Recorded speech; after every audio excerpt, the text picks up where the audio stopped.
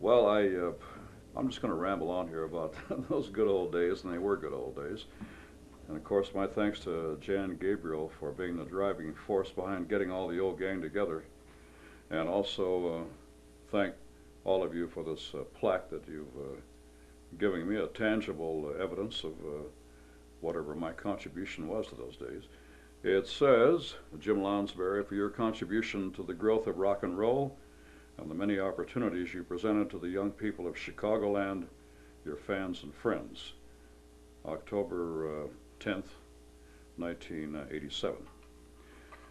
Uh, well, there's a time and place for everything, I guess, and that was certainly a wonderful time and a wonderful place. In the Chicago area, we went from the sands of Illinois and Indiana to the sands of Michigan with Jimmy and the Jeepers and Jan Gabriel, with Willie Henson, Jimmy McHugh, and Ron Lane, and Frank, and Norby King. The Sands brings to mind the giant record hops we played in St. Joe, Michigan at Shadowland Ballroom, I think was the name of it. It's now torn down. And of course, Madura's Danceland and all those other great record hops. When I first saw you guys at the Popples Under 21 Club in Riverdale in South suburban Chicago, to me, the Jeepers band, one of the prime bands I had on the early record hops, was the most exciting. I would categorize the Jeepers, you guys now, as the earlier Rolling Stones, every bit as exciting. Some of my most prominent memories are Willie Henson wailing away, singing like crazy, and Jimmy McHugh standing up on the speakers. All we had those days were floor speakers, and flailing the guitar like crazy, and of course Norby King knocking everybody out with his tremendous drum playing, and Ron Lane sort of cool back there, and Frank sort of a cool guy on stage, and but it just all added up to a tremendous amount of excitement. Especially Madura's Danceland.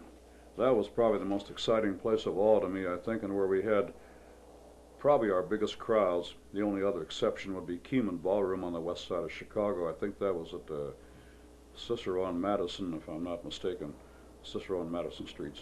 But Madura's Danceland seemed to be a hotbed of dancing, kids who really wanted to rock, and the Jeepers just fitted right in. And I remember Irma Nelson also, you talked about her. She was quite instrumental in bringing the Jeepers band and Willie to my attention, and asking me to book them. And after a couple times on the hops, there was no question that they were exciting and they should be with us as much as possible. It was just a great time. We had a lot of fun. I wouldn't want to do it again now, but at the time in the late 50s, early 60s, it was just dynamite. And I had a good time.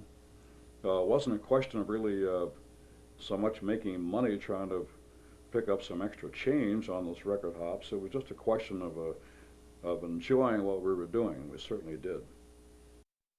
The idea of getting all of us back together after 30 years is sensational, and we're all looking great, right, guys? And the band sounds good. Willie is singing as good as ever. And as far as I'm concerned, those were rare experiences, record hops.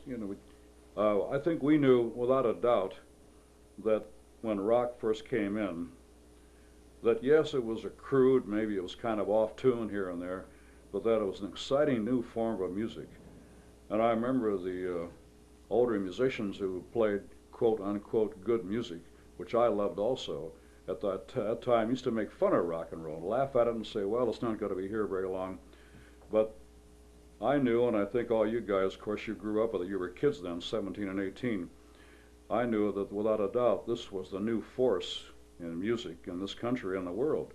No doubt about it. It just hit like a lightning. It's just fantastic.